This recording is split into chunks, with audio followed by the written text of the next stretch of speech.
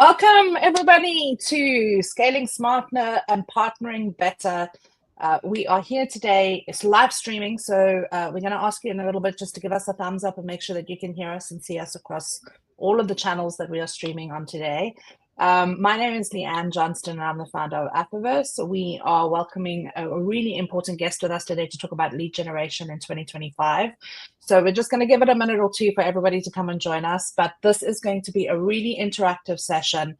We are, both of us, my guest Simon Delaney and myself, are very, very interested in interacting with you guys too today. So if you've got questions, please head on over to our YouTube channel and watch us being live streamed there, because there is a live chat, and I will be looking at the live chat to actually bring those questions into the conversation. So if you're warming up and you're just joining us and this is the first live stream that you've ever been on with us here at Afterverse, you are in for a treat, because we normally share lots and lots of insights. We also always give away some freebies, so there's always some things that you can take away from this time that you spend with us.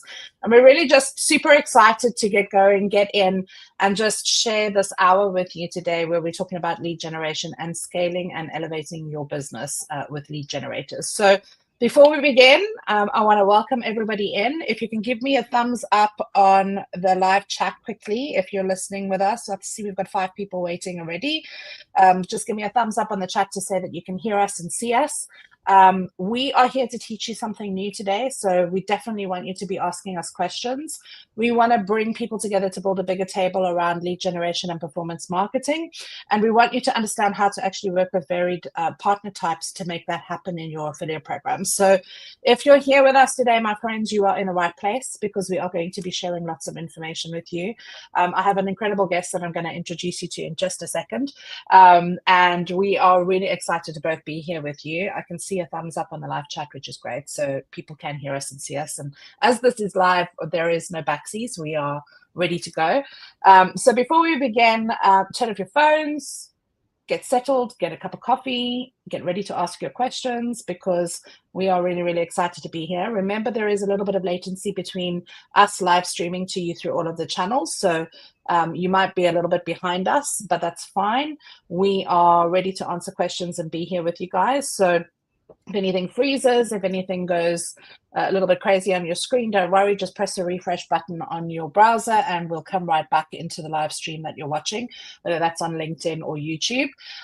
Please press subscribe on our YouTube channel, because every little bit helps, and we really want to be able to bring you lots of content and make sure that you don't miss it every month.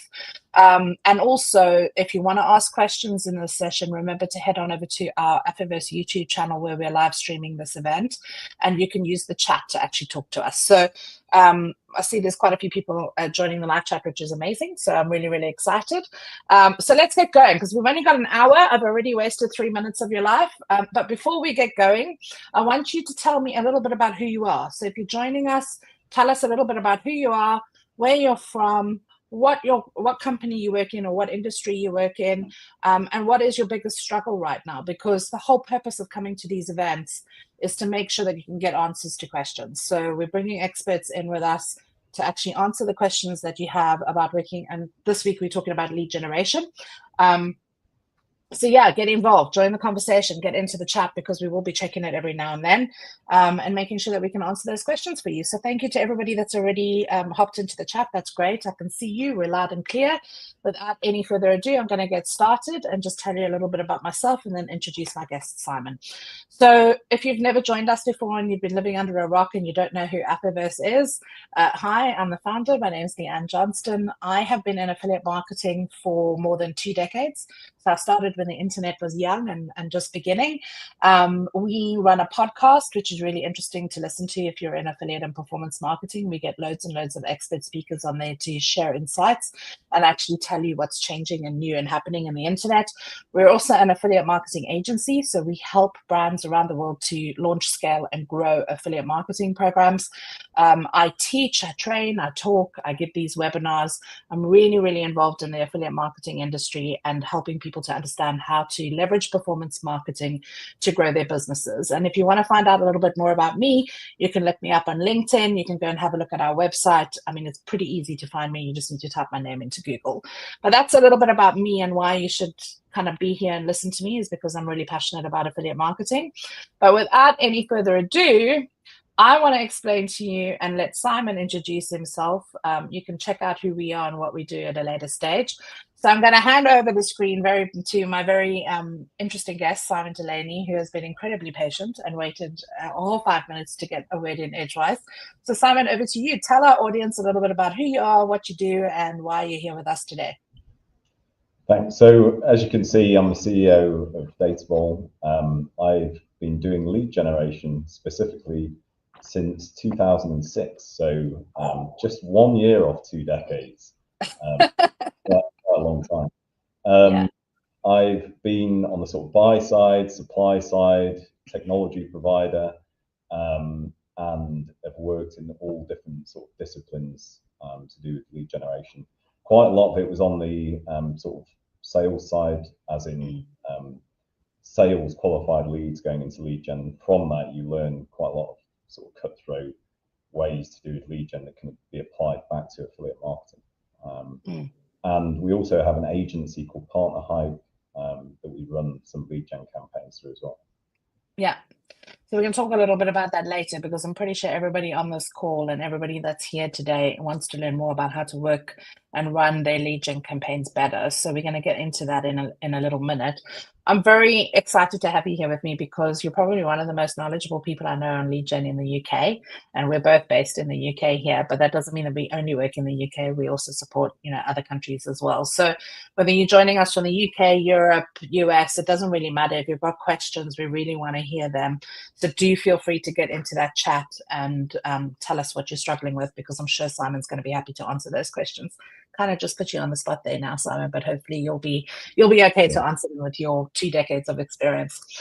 So whether you're starting or scaling, because I often get this question from people when they're talking to me about how to diversify their affiliate program and, which traffic sources should they be looking at. It doesn't really matter, because everything that we're going to talk about to you today is relevant to you. It doesn't matter where you are in your affiliate life cycle. But the point that we're trying to make today before we get started is that we really do need to focus on diversifying our programs outside of traditional SEO and influencer reliance, because a lot of the first stages of an affiliate program is to kind of launch an affiliate program, go and look on Google, see what websites are ranking for the keyword terms that you want to be looking at for your business, get onto those sites that you've got visibility and actually plug the gaps against your competitors. But this year, I really want to kind of encourage people to start looking outside of the box of traditional publishers and actually start to learn how to leverage, email marketing, media buying, and of course, lead generators that can build campaigns that are kind of relevant, and also understand how to work with those types of publishers. Because another big problem that I see in the industry is that affiliate managers have to be experts in all channels. They need to understand how to work with, traffic drivers in all different channels, and lead generation is one of those channels, if you like. So that's what we're going to be talking about today, is just how do you get started? What things do you need to look out for? And Simon's going to take us on a bit of a journey and kind of talk us through some of the experiences that he's had in the industry as well, with, doing lead generation campaigns for multiple different businesses. So that's kind of why we're here today. And I hope that everybody that's joining us is kind of on the same page. That's what we're going to be talking about. If you're here, you're in the right place. And you can start to ask questions as well as we go through, because I will be checking the chat on our YouTube channel. So remember, if you're joining us on LinkedIn, you'll have to pop over to the YouTube channel in order to type in your chat, because that's where we're bringing the questions in. So we all know why we're here. We all know what we're doing. We all know who we've got speaking. Let's begin. So I thought this was a really interesting slide. And I wanted to just kind of show you the size of what the lead generation market looks like. And I mean, this data is a little bit old anyway. It comes from a study that I found on Google, because I was trying to just assess how big is the lead generation industry across multiple different verticals. But you can see the growth rate is pretty similar to how we're seeing affiliate programs grow. It's growing like double digits year on year. And I'm pretty sure it's not even accurately recording that, because lead gen happens in so many different verticals, like predominantly finance, home improvement, stuff like that. But I mean, maybe you've got something extra to add here. I mean, does this sound reasonable? Do these numbers look kind of reasonable to you, Simon? Yeah, I mean, it grows every year. And I think the key thing is that everybody's always doing lead gen. So what this is actually focusing on is where we're talking about like lead generation specific campaigns. But you go and find me virtually any company's website that doesn't have like a sign up to a newsletter or some sort of sign up to a form. You've got to remember, all of that is still lead gen, whether or not it's traffic driven, like specifically for that purpose, or whether it's happening. And yeah, with the way that the world's changing, the reliance more and more on data, especially first-party data and some zero-party data, I actually think that trend will grow more and more than those. That shows that. I mean, the interesting thing for me is the B2B, because we were just talking about this before we got on the live stream, that B2B in lead gen has traditionally been quite difficult. But because we are now gathering more data, and because we can understand who users are and what they're interested in, I can see the B2B space increasing just on the same curve. It's not just B2C, and this graph also actually tracks B2B 2C, which is a kind of like a new, almost vertical within a vertical that's happening at the moment as well. So I don't think that, I mean, the point of this slide is really to tell everybody listening and tuning in that you can't ignore lead gen as part of your performance program anymore. And you need to get to understand how it works, and also how you should be managing it in terms of best practices. And that's a little bit about what we're going to get into today. So are you ready to think about the way that you run your affiliate program? Are you ready to think about the partner segmentation mix that you're having? Because that's kind of where we want you to be in the space that we're setting aside today to talk about lead generation. So a couple of things that we're going to cover is effectively kind of collaborating with lead generators. So Simon's going to go into some of the kind of pitfalls and things that he has to normally deal with when he's dealing with new advertisers that are coming to him and saying, hey, find me some of these leads. We're going to be talking about things that you can do to improve campaign performance, because if there's one thing that I think we ignore a lot, we all focus on the acquisition. How do we go and get new partners in that can drive us traffic? But we very rarely focus all of our energy and effort on how do we improve the campaign performance from the traffic that we're already getting. And you've got a lot of good insights and data to share on that. And I think sometimes we devalue it because it's not as sexy as acquisition, finding net new and going out and hunting for new leads. But it is actually incredibly important. I think it's sexier. It's sexier. So do I, and that's why I've got you on this webinar. So I totally agree with you. And then we're going to just talk a little bit about boosting your affiliate program growth, because everybody that joins us on a webinar wants to know one or two or three tactical things that they can do that's just going to help their affiliate program to grow exponentially. So that's kind of how we want to structure the day today, and how we want to structure this session. Remember to head on over to our YouTube channel if you want to ask questions live. We're going to be here for about another 40 minutes or so, sharing some insights and some tips and tactics with you guys. So I kind of want to also just give you a little bit of a sweetener, because, we love to give away freebies. So if you stay till the end of this live stream, we're actually going to be giving you information on how you can get some freebies, including the DataBowl lead generation cheat sheet, which is something that I've seen and I hope you guys are going to enjoy.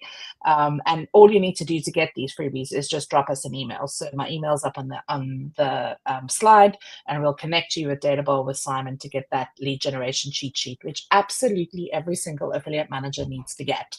So if you're listening to this webinar live, or you're listening to it on a replay, make sure that you email us to get the freebies at the end of this session. All right, no more waffling. We're on. We're talking about lead generation. Why now? I'm going to hand over to Simon to give you some things to consider and to start telling you some of those stories and sharing some of his insights. So let's start with kind of top tips, okay? Working with lead generators to increase sales, because that's pretty much why we're doing it. We want to get leads in, we want to convert those leads into sales. What are the things that we need to know? So I'm going to kind of hand over to you now to start sharing some information. Sure. So before we go into any top tips, I feel like it's worth setting out the ground of where the opportunities are and where the problems are. So at DataBowl, as you mentioned at the top, we work globally. So we have clients all over the world, and we see lots of affiliates driving traffic, and we see a lot of them doing it really well and generating great leads and driving sales off it, and we see some of them do it quite badly and not drive sales off it. Yeah. So what I'm going to try and do is give to you what the best do and how they turn leads driven by our affiliate channels into sales. But to do that, we have to realize what the problems are. So in affiliate lead gen, 45% on average of the leads that you get will never be your customer. They can't be your customer. And it's bots, click farm, fraud, all that good stuff. Suppressions, current customers, dedupes, whatever else, Mickey Mouse. In addition to that, 40% of companies that are buying leads don't do anything with the data. They're literally, we call it CRM stuffing. So they're just stuffing CRMs because someone's been given a budget and gone like, here's 50 grand, make sure you go and get 50,000 leads and jam them in our Salesforce or HubSpot or whatever. So when we hear clients say, and I've handily listed out on the right there, lead gen doesn't work. So you will hear this a lot. Affiliate lead gen doesn't work. And this will be people that have run campaigns and had a bad experience. And a lot of it is to do with these 2 points. Because in either case, it just doesn't work, right? If you don't get rid of the data that you can't sell to, lead gen won't work. And if all you do is stuff your CRM, lead gen won't work.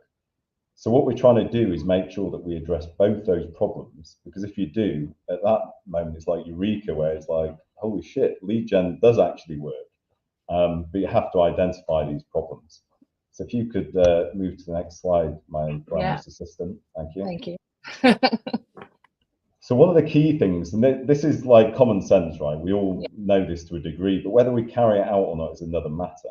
So this is 2 charts to just emphasize a simple point basis. So on this top chart, we're imagining we've got 2 publishers here that are driving traffic.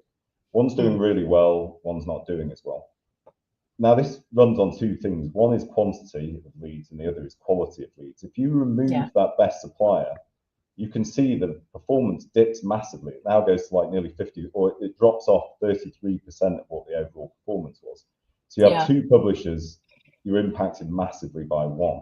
When you spread that across many publishers, you can see you can lose the best one. So you can see on this bottom graph, the best one is gone.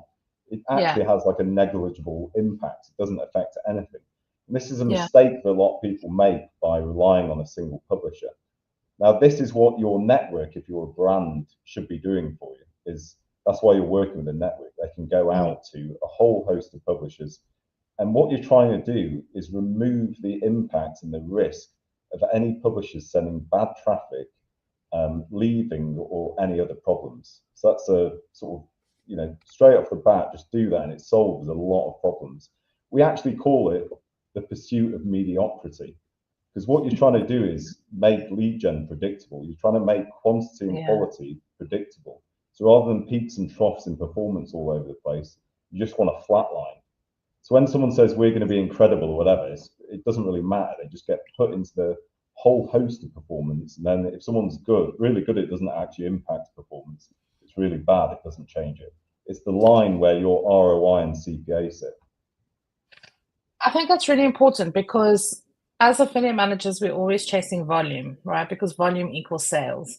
And I think what you're saying here is that for lead generation, when you're working with lead generation partners, you're not chasing volume, you're chasing value. Like that is actually when you start to bring those types of partners into your program, is when you kind of reach the like, not the peak, but like you're on the upward trend in your program and you're actually starting to look for niches of value. And that's when you can actually make lead generation work for you within the affiliate program. So that's a really, that's the first point, really. You're chasing that value and predictability, because without the predictability, guess what? Lead gen doesn't work. It just goes peaks and troughs. It's like, Well, also just think about, especially for B2B SaaS programs, right? Like they don't want to have their CRM stuffed with leads that are never going to convert and aren't actually really highly targeted, because all it's doing is putting pressure on their sales team and their customer support team to try and convert these leads, which aren't actually highly targeted anyway. So I think it's like a really good point that you're making here, is that this isn't about volume. It's about actually adding that extra niche and that extra segment into your program. So thinking about when you bring a lead generator into your program is also as important as what kind of lead generator you can bring in. Do you want me to move to the next slide? If you could please, my glamorous assistant, that'd be I'm happy most to. All right. So feedback results so, to grow. Yeah, and this is something that everybody says, right? If you ever speak to anyone that does lead gen, and maybe not as much in the affiliate space, but anyone that's been doing lead gen, they'll all talk about feedback. And what that means is the end result of what that lead has led to, feed that back to the person that's generated the lead. And this graph is real results. This is a test we ran a couple of years ago with a client on a year basis. And we did one with feedback and one, or 6 months with feedback, 6 months without. And you can see the performance started at about 11% conversion rate. These are the leads that we were buying. When you feed back results, what you actually start chasing is sales, because that's basically what you're feeding back is success. So what you start doing is removing the subsources that aren't driving sales. You start hyper-targeting demographics. You start looking for affinities that are driving these sales. And what that does is lead to an upward trajectory that you can see here. It's not like we're blowing stuff out of the water where it's gone, up to 50%, but that's never going to happen. But this, when you're talking like millions of pounds of sales potentially over a 6-month period, this has a massive impact. The red line, if you don't feed back, what it means is that you're classing leads as success. So what happens is the person driving the traffic tries to get the traffic as cheap as possible, to get the CPL as low as possible for them, so that you pay a higher CPL for worse traffic, or they're basically getting less traffic. You pay the same CPL, and the traffic costs are lower, the data's worse. So the only way you can actually improve results in lead gen is feeding back results of what success looks like. Because if you don't, all you follow is a downward trajectory of performance constantly. And I guess that's like the short-term play. Oh, I need to go get lead gen because I'm not doing it at the moment in my program. Let me go find some lead generators and do some CPA budget. But let me not feed back because it, may or may not work at this pivotal point here, where you're talking in like month 2, basically. And then it just starts to go down because there's no feedback loop and the lead generator doesn't really know what it is that they need to be focusing on because they're not getting that feedback loop. So it kind of makes sense to me that this is more of a long-term play. So it's a value play in terms of when you bring it in and in terms of, what kind of niches you're going after that your other advertising spend isn't reaching. And it's also a longevity play. This isn't like for the short, you don't just do a lead gen campaign at certain times of the year. It actually kind of needs to be always on and always optimizing for it to really work. Well, that's the point, is that the reason why a lot of it's short term is that you'll find when you speak to people, they don't necessarily either get the best results, they're not willing to always put budget behind it because they can put it into other things, but it's because they can't make it predictable. And so the way to actually make lead gen work, and so you keep it either on constantly or it's like a yearly budget that you'd assign to it, is you have to do these things, because otherwise the performance will never be where you need it to be, because all you're chasing is leads, not sales. And so it's this is like one of the most important things you can do. And where a lot of the companies go wrong is because networks can help massively with this, right? And agencies, because they can push the clients to get the feedback for the results. What you'll find a lot of the time is that once data goes into a brand CRM, it either gets molded into a pot with all the other data, so trying to track it all becomes impossible because they're just sending emails out or whatever.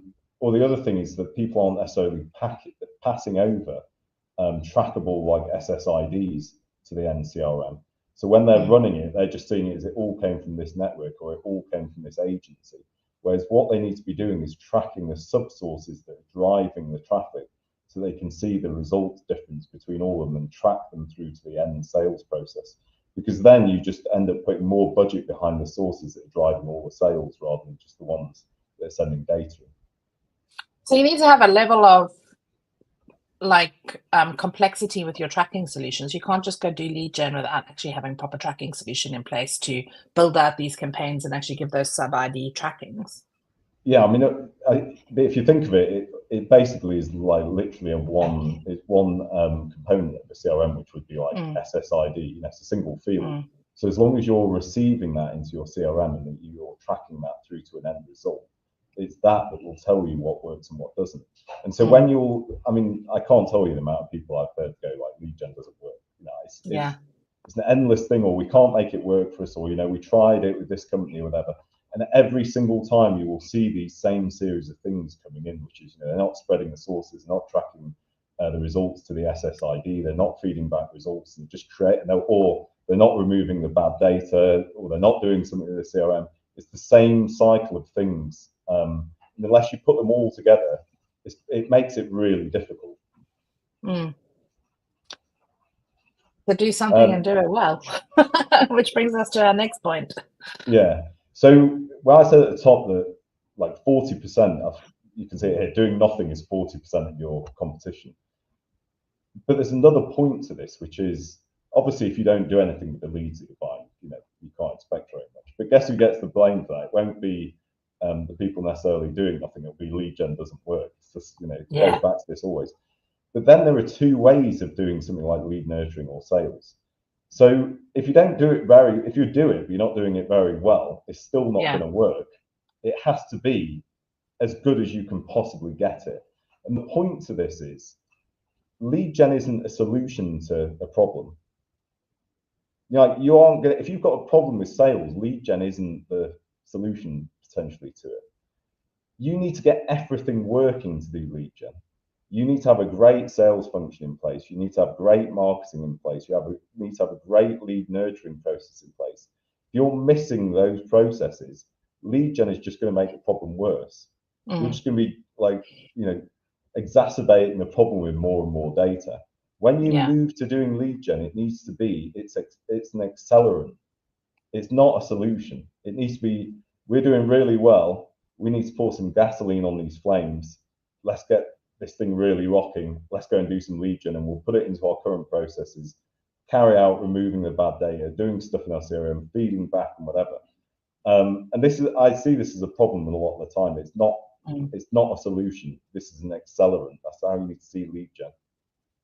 I like that, actually. It's a really good point, because, and we've got some questions coming in. So I will, guys who are here with us live, I will get to those questions in a minute. Signals for success. I liked this slide, and I want you to talk through this slide because I want people to understand some of the numbers, because I think there's a misconception around lead generation doesn't work, but also there's a misconception around what should you be doing correctly and what numbers should, like, how do these numbers back up? And I think you've got some really good slides to talk through here. Yeah, so these are real results. They're for an airline based in Germany. You may or may not be able to see one of their logos behind me. I won't move. This is real data, people.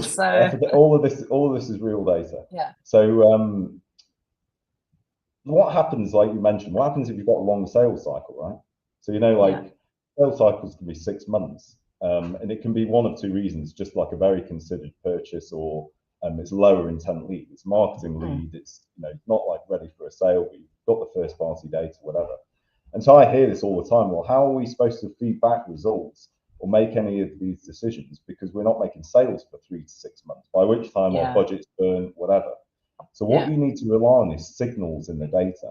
So in this instance, what we were relying on is the open rate, and we tied a direct correlation between the open rate to what the end sales rate was 6 months later.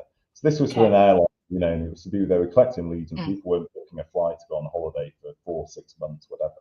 So you can see here, supplier 4, their open rate is 10% of the rest of them.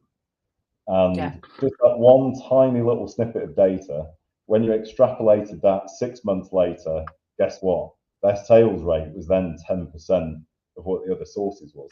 Now, that isn't to say that open rates is going to be like the thing that you need to watch out for. It could be click rates. It could be the amount of fraud in the lead. It could be the amount of bad data. You've got to find this signal in the data when you have a long sales cycle, and most affiliate campaigns do, because when you come from sales qualified leads where it's going direct into a call center, or we're getting like immediate sales, it's really easy to track. It's not easy as in, there's a lot of complicated math behind it, and in a call center you have thousands of people analyzing this stuff. It's pretty binary. It's just like, oh, it's made a sale, it hasn't, it's shit, or it's all right. When it comes to marketing leads, it's not like that. It's you've got to make decisions based on the data that you have. Most people ignore this stuff. What will happen is they put it all into one pot, The only reason we could measure this, by the way, is the client was putting all this into one pot and doing it as if like, lead gen Q1 2025 budget, and that's how it would appear in their CRM. We were doing the first initial autoresponders and getting the sales back, so we could measure the performance by source. So it sort of ties in. You need to be able to measure this stuff by source, because if you're not, you can't just dump it into a CRM and treat it all the same, because you won't be able to track anything. But that's how you track the long-term sales cycles. In the short term, is you look for these signals that are appearing, and they will be there. I can guarantee it. So why do you think brands or advertisers, digital marketers, they're not, because as an affiliate manager, we'd be looking at everything from click to conversion to repeat purchase to, like, we look at all of those data points. So why, generally speaking, do clients not look at this for lead gen? Like, is it just because they accept that lead gen is supposed to be like one conversion and nothing more complex than that? But actually what you're saying is every little data point actually leads to more transparency in terms of whether the lead is working or not for you over a period of time. Yeah, it's because they think leads are success. Yes. So I've got their budget. I've been given a 50 grand budget, and in Q1 of 2025, I've been told I need to go out and get 10,000 leads, and that becomes whether I'm successful or not. I've been on so many calls where the call is about literally we're going to drop that publisher because they haven't delivered the number of leads that they would. Now, there might be some promise that's gone on there, whatever, but I don't look at it like that. I don't care whether they deliver the volume. I just want to know whether the leads are any good or not. Yeah. So we got to look past the conversion. We got to look. So if you're going to work with lead generators, you got to look past the initial lead, and you've actually got to look at what happens after the lead comes in, and being transparent and looking at source of traffic, fraud detection, prioritization, and understanding next steps. It has to go hand in hand. It's not just about the lead coming in and the number of leads coming in. It's actually more about looking at what happens after those leads come in. Yeah. Lead gen only works for two types of companies. The ones that are doing this, and what this is about is this transparency feeds into everyone. The publisher, the agency, the network, the brand, all understand the process. They're all keyed into it. They know that we're removing bad data, we're prioritizing real people, we all have knowledge of where the traffic's from and what the affinity is, whether it's demographic or like based brand to brand. And we all know the consumer also knows exactly the next steps that are happening. And so lead gen only works for two types of companies: the ones that do what we're talking about and implement this stuff, or the ones that are really naive and just spending their money willy-nilly and see leads as success. They're not getting it successful, but they see it works because they think they're just splashing the money about and getting 50,000 leads is the answer. It's not, because what happens is 2 months later they come back and go, lead gen doesn't work, or affiliate doesn't work, whatever. So how does it all work together? Because this is the next slide that I want to share. You're ahead of me. So this basically is how you want lead gen to work. You have your publishers that are driving traffic, and that can be by any means. It could be display, native, email, whatever. That's a landing page that has fraud detection on it. You're trying to get rid of click farms, bots, whatever. The form gets filled in. On the form, you have verification, and the user then hits a thank you page. At that point, 99% of lead gen via affiliates, the pixel is fired, and the publisher thinks they've generated a valid lead. And bear in mind, most of it doesn't even have the fraud detection on either. So they're just hitting the thank you page, pixel fires. But what you then want to do is actually check the first party data that's been collected. So we've now analyzed the metadata to try and get rid of any fraudulent or bad stuff. Now we're analyzing the first party data, and we're removing any dupes, suppressions, any other bad data, whatever we can, caps that have gone over. The data gets accepted, then it gets sent to the client's API. Client's API, their CRM, Salesforce, HubSpot, Zoho, whatever it is going to fire the pixel at that point. They're going to respond and say lead accepted, pixel's fired, and then the publisher gets notified at that point that the lead has been accepted.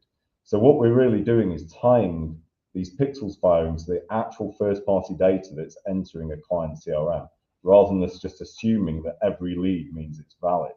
And then at that point, obviously we start getting feedback of what works and what doesn't. And you tie all of this together is how you remove bad traffic, bad data, the clients get the leads that they want, and we're in a circle where we're feeding back results to ensure that we're working with the best publishers all the time. So that goes back to that CRM stuffing that we spoke about at the beginning of this call, right? If you have this process in place, you're reducing that, what was it, 40% CRM stuffing? And you're also reducing the number of fraud that comes in, which is roughly about 40% too. And you're left with the leads that are actually viable, can convert, are interested in whatever it is that you're selling. I just want to stop for a minute because I love it when people ask questions, and we've got a guy on the live chat, Mike. He says, what is your take on the one-to-one consent ruling getting shut down in the US market for B2C, and how does that compare to B2C lead gen in the UK? So that's a bit of a regulation question. I'm not sure if you can answer that, but do you know anything about what's happening over there? Yeah, no, I understand it. Okay. What do I personally think about it? I think it's a bad move, because basically I think ping post, which is primarily what it affects, the auction-based bidding might have worked well potentially for the buyers and sellers, but for the consumer, it's like a bit of a nightmare. So just for anybody that doesn't understand, imagine a lead comes in, and what happens is a buyer bids in an auction style on that data. So the consumer doesn't know who they're going to be sent to. You come in as a lead, and I just go, I'll pay £1. Someone else says, I'll pay £2. It's a bit like having sort of, I don't know, slave market almost. But this person's there getting auctioned for their data, and the highest bidder gets their data. Now, it can work somewhat, as in I could go, oh, well, I'm paying the most because I feel like they're going to get the best value. But most often it actually works. Let's say it's something to do like a loan. My interest rates are highest. I'm charging 10,000 APR, whatever it is. And so I'm going to buy this lead at the highest rate because I'm going to rip this consumer off. So for me, personally, morally, I think it's a bad decision, but that's completely up to the US. I went on about it before they made the decision. And when they did make it, I was like, aha, I knew it was the wrong thing to be doing. I'm so glad they're doing it. And then, like someone mentioned, they removed the ruling literally something like 17 hours before it's about to go through as a legal requirement. But what's interesting is a lot of the buyers have actually implemented it, even though it isn't a legal requirement now. Yeah. Okay. I hope that answered your question, Mike. But if you've got any more questions, feel free to pop them into the chat. So I want to get to story time because we're kind of getting to the end of our 45 minutes, and I don't want you guys to miss out anything. So are you happy to kind of move on to real life case studies now and actually just helping people to understand what can be achieved with lead gen? Because we've told them some of the things that they need to watch out for. We've told them how to actually set it up properly and to make sure that they're tracking it properly. Let's talk about HelloFresh, which is one of my favorite brands. Yeah, so they're one of our clients. We've worked with HelloFresh for a long time. So they run lead generation globally, and it's an always-on channel into call centers that are in a few countries all over the world, and then they do some marketing leads. So that just by removing bad data and improving the sources that they work with based on the results at the back end, they save $658,000 a year just on removing bad sources and verification. So, this will scale, by the way, as well. So this will be $1 million that's just saved every year. And all that's by is just removing stuff. It's not, it's not even doing anything else. But what I want to highlight is one key point that kind of goes back to everything else we've discussed. So you see supplier 5 there, and it says 16%. Yeah. That's their data. So 16% of their data is accepted. So let's say they send 100 leads in, it's 16 leads that are accepted. And the reason they do that is they've got the lowest sales rate of them all. But guess what? Supplier 5 is also the cheapest leads. It's the lowest CPL. So the only reason that HelloFresh buy that amount from the leads is they're carrying out the feedback, they're getting rid of all the bad data, they're spreading their risk across all different sources, they're looking for signals and whatever else. Because if you don't do any of that stuff, guess what? All your budget goes into supplier 5. That would be 100%, and you'd be downweighting everyone else, because the only thing you're counting as success is leads. And that when you do that, all you look for is the cheapest leads you can get, but it's the lowest sales rate. So HelloFresh, they find really good results by not looking at the CPL. CPL can just be ignored. You may as well just Yeah. like discount it completely. We're working to CPA and ROI, and that's actually what a well-functioning lead gen campaign or channel looks like. It's hitting ROI, it's hitting CPA. And once you do all these things and you can start making success predictable, that's where you get to with it. That's where HelloFresh are with it. And I guess the thing as well is that, you know, you talked about ROI. What is ROI? Because for HelloFresh, it's a subscription client that stays forever. You know, like, I mean, HelloFresh is a longevity play. It's not just about getting new customers in. They want to actually retain their customers as well. So if supplier 5 is only giving you 16 leads, but those 16 leads hang on for the next 5 years compared to supplier 1, who's giving you 84%, you know, 84 leads, but those leads drop off in 6 months, who's the better lead generator for you? Like, Yeah, you know, how do you measure that? Well, they'll measure it, so they'll have an average of consumer that comes in. So they know all their averages of like what converts and what their cost per acquisition can be based on length of tenure on average. And so they'll then apply all of that back to the sources they buy leads from to work out. So it removes the CPL. So the CPL suddenly becomes discounted. And all we're looking at is exactly like you said, what hits ROI. So in this example, supplier 5, we're removing so much data, still accepting a little bit of it because their ROI, their CPA is really poor, even though the CPL is low. That brings us to our next slide, which is also very important, which sometimes affiliate managers forget about, is the brand benefit, the brand awareness benefit behind working with some of these partners, even if they're not converting at the level that you want them to convert. So talk us through this slide. So this was just like a little tidbit that I put on as an extra thing, because I think this is almost like a testimonial for lead gen via affiliate channels, right? So the number one impact on your marketing ROI on ad spend, the number one by far, you can see it as 18 times the impact of the lowest thing, is the market, the size of your market, or your brand size in your market. So everything you ever do should be aimed with increasing that, because what it does is it reduces your ad costs. And affiliate CPA is an excellent way of doing it because it's like, again, free advertising, you know, your brand's appearing. But the great thing about CPL is you get to work with different types of publishers and you're benefiting from all this free brand awareness. But it has another impact, which is when you're generating leads, you can then market to them one-to-one. So you're not constantly having to put money into ads to market to specific people. But if you're clever with it as well, you're collecting first-party data that you can then use on other ad channels like Meta, TikTok, wherever you're doing it, to hone the targeting even more. So CPL for brand awareness on affiliate channels has a massive impact that never gets counted for anything. Because, you know, if you run like, I don't know, PR exercises, you'll pay for this stuff. You know, just have your brand in front of places. Whereas for this, you're getting it for free and you're getting the leads as well. Yep. Okay, so I've got a question here from our LinkedIn audience. So if you're listening on LinkedIn, please go to the chat. We do have people looking at the chat on LinkedIn as well. If you've got a question, come over to YouTube because that's where I can actually pick it up. The question from somebody watching us on LinkedIn was, how do you deal with affiliates who are impersonating a brand's Google ads and including an affiliate link in the ad? Well, the brand needs to pick that up, right? Like I never understand how people miss this. Like, just search they your don't have the brand right and see monitoring tools.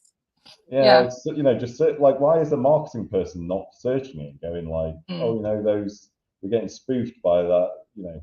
I mean, I know a guy who did it and it ran for years. He made millions from it, and it was, well, he might have done. It was for the BT. It was something like the BT helpline.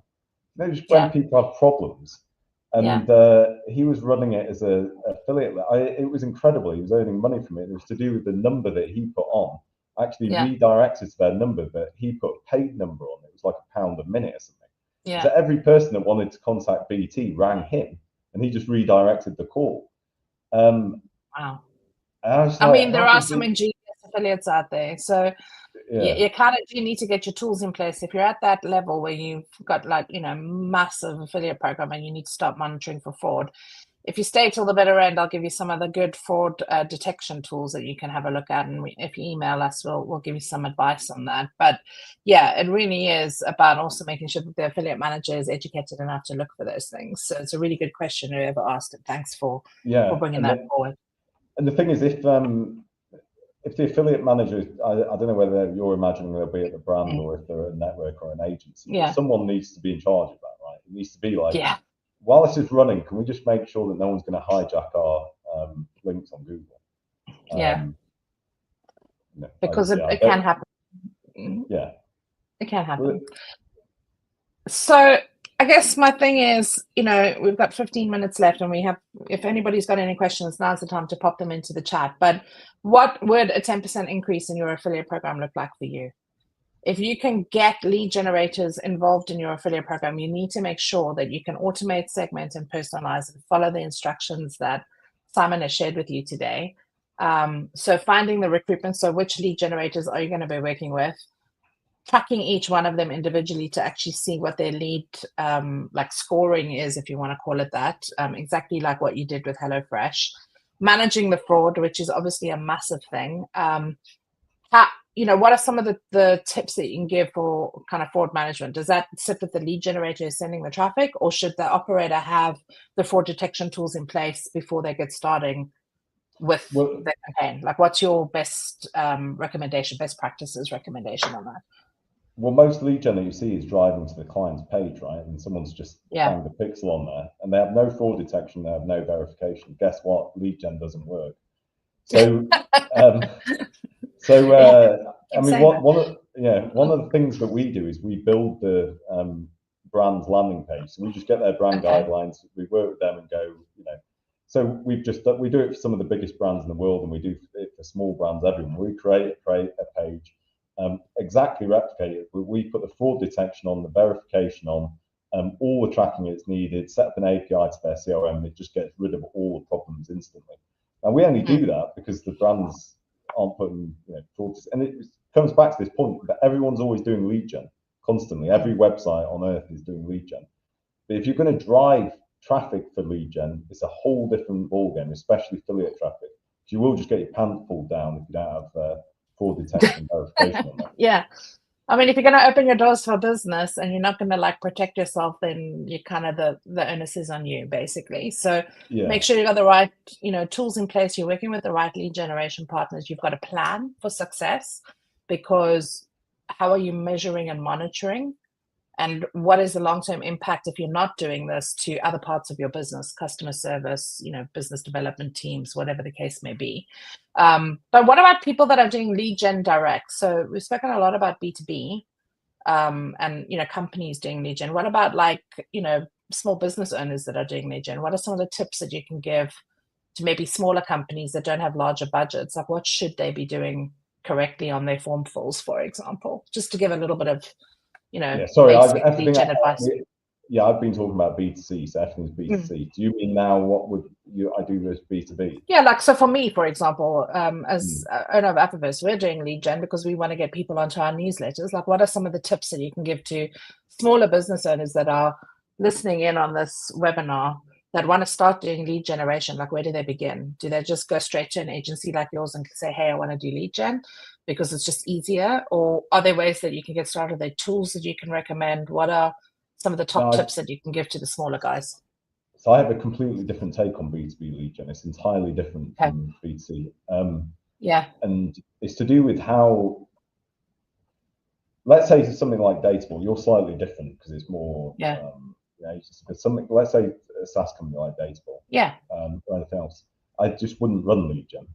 So it's too considered a purchase. It's the equivalent in B2C of buying a car or buying a house. There's too many stakeholders involved. There's too many decisions to be made. What your ultimate aim is to try and get into the consideration set of the buyer. So you run ad channel. You want to be running ads, as in not direct response. It's to do with trying to get memorable. Obviously, where your business is smaller, if it's not a massively considered purchase, you might want to think about running lead gen. But for B2B, tough, right? I mean, it's entirely different to B2C because there aren't lists out there, there aren't whatever. You can buy lists of email data. I wouldn't recommend it. That aren't existing. You know, I could go on like Zoom Info and whoever else. I can't remember. And I've tried all this shit, by the way. So yeah, that's why I'm asking you. I'm talking from experience. Lead gen for a considered B2B purchase is really, really, really difficult. People do content syndication. Don't even ask me about that. Anyone who's listening who runs content syndication won't like my answer, which is I would never do that either. So I'd recommend, if it's a considered purchase, you run ads and you come up with good creatives, and you're not trying to convert people, you're just trying to get in their memory banks, because only 3% of people are ever in the market at any one moment anyway. So what you're really trying to influence is the 97%. For the 3% that are in the market, you could run retargeting lead gen ads. So that's what I do, is anything that you run where they've visited your website is retarget them, and then you could have a download for a white paper, potentially a demo request or a call or a consultation or whatever. But lead gen cold for B2B, where it's considered purchase, is really difficult. Okay, so think before you ink. Like, think whether lead gen is actually right for you and whether it's actually going to back out to the CPAs that you needed to do. Don't just do it for the sake of doing it because it's there and another opportunity to try. You need to have a considered approach to it, and you need to have the right tracking solutions to actually make sure that you can measure it on a micro level. It's not just about leads in and then hope for the best. Yeah. It's actually about getting really considered about it. Or work with partners. Like, if you can create an affinity with a partnership, like, someone who's got a big list of B2B companies and you've got a B2B brand, you could go out to them. That isn't a problem. It's what I'm trying to say is that there aren't many of them. So where you can find them, work with them. Yeah. Okay. So in summary, you can't ignore lead generation partners when you're at a certain stage in your affiliate program. You need to get clever and strategic about how you're working with them, and you might need to plug in some tools, some extra tools, and code on your website to actually track it properly and make sure that you can get the transparency of data that you need to feed back and close that loop and stop that CRM stuffing process and stop the fraud process that will naturally happen and occur. You need to understand regulation and compliance on consent and making sure that the data that you are targeting has been captured correctly, because there's a regulatory impact on that. Work with trusted partners who actually are experts in the space. So if you're interested in getting lead gen, I would encourage you to contact Simon's agency and actually have a conversation with them. And you can do that by emailing us, and obviously you can download the cheat sheet that they're going to be giving you as well, which is going to be helpful. You can get transparent about what your goals are before you actually start working with lead generators. Maybe you don't work with many, you only work with the few that can give you the numbers that you need. And you need to keep testing. But we've got another question here from LinkedIn, from the guys that are watching us on LinkedIn. If you don't mind, Simon, I'm going to ask it. It's a little bit technical, but I think you'll understand it better than me. It says, in addition to validating the core lead data, asks Simon if you should identify verification and if that should be embedded as a tool when an anonymous click turns into data. Does that question make sense? So it's an anonymous click and then data comes from it. Yeah. Yeah, I mean, well, this is why you're using fraud detection. So when because if you have fraud detection implemented on the page, it runs from the click, right? That's why I separate the first party data and the metadata. So at that point, you decide what's going to happen with that data. So it might be you redirect it to a different page. It might be, which is, thanks, but no thanks. It might be you redirect it to another page where a reCAPTCHA form pops up in it. So they have to submit a quiz. Bots can actually bypass that. With the right tools in place, you can capture it, bypass it. Or it could be you have a form with a honeypot field on it, and that gets filled in, it's a bot because it's come from that anonymous click. It could be you do a double opt-in email or SMS at that point. So the key, this is why you need to use the first party data alongside the metadata. So where it's an anonymous click and something's potentially happened, there could be some innocent thing happening, right? So we can't fully rule that out. But there are tools that you can put in place. And that's why, personally, I love working with the metadata and the first party data, because it's using those two things combined actually allow you to get rid of all the shit. Okay. All right. So we're at the end. I don't think we have any more questions coming in. If you do have questions, you can email us because we're coming to the end of this webinar. It's been great to have the questions. So really grateful that you guys have interacted with us and used Simon's time and had a little bit of a free consultancy session. If you want to get any of the freebies, you need to email me. So the call to action here is lj@advertisers.com. Just type in the word freebies and we will make sure that you get the DataBowl lead generation cheat sheet, which will help you to get started, and some of the tools that we are willing to share with you, like our top affiliate management tools and how to define your affiliate program niche so that you can start to actually find out whether it's the right time for you to start to bring lead generating, traffic driving partners into your program. I also want to do a little plug about our Elevate Summit, which is taking place on the 15th and 16th of July in London. Be there or be square. We have got some amazing speakers coming to talk to you. It's a really nice event. Simon was actually at it last year. He was one of our speakers. So hopefully he'll also be joining us again and you can meet him in person if you're on this webinar. And that's pretty much it for today. So if anybody has any more questions, I'll stay online for a little bit. But if you want to speak to Simon, get the lead generation cheat sheet emailed to you, just drop an email to lj@advertisers.com. And thank you so much for being here with us today, Simon. It's been great to have you on this webinar and to just understand a little bit more about the complexities behind running lead generation campaigns and what we need to be looking out for. I think, top tips, good takeaways, and just a pleasure to have you here with me. So thank you so much for being here. The pleasure has all been mine. You were a very good assistant going through my slides. It was handled very professionally. I could never have done it better myself. Thank you. Thanks. All right, guys, take care and have a great day. Thanks for being here with us. Thank you.